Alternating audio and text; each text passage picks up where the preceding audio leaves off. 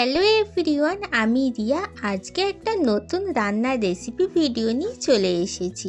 আজকে আমি যেটা বানাবো সেটা হলো সবার ফেভারিট মোমোর একটা রেসিপি। আজকের যে মোমো রেসিপিটা বানাবো সেটা একটু অন্য রকমের মোমো রেসিপি। তো এর জন্য প্রথমে একটা বাটির মধ্যে 2 চামচ মতো কর্নফ্লাওয়ার, স্বাদ মতো নুন, লঙ্কা গুঁড়ো আর গরম মশলার অল্প একটু জল দিয়ে ভালো মতন একটা বেটার বানিয়ে রাখলাম।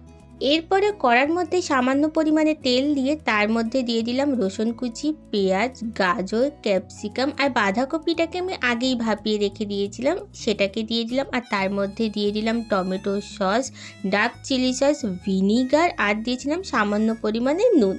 সব রকমের স্পাইসি মশলাগুলো দিয়ে ভেজিটেবিলটাকে কুক করা হয়ে গেলে আগে থেকে আমি ময়দার ডুও বানিয়ে রেখে দিয়েছিলাম, সেখান থেকে ছোট ছোট লেচি কেটে নিয়ে বেলে নিলাম। আর তার মধ্যে দিয়ে দিলাম ভেজিটেবিলের পুরটাকে দিয়ে ভালো করে মোমোর মতন করে মুড়ে নিলাম।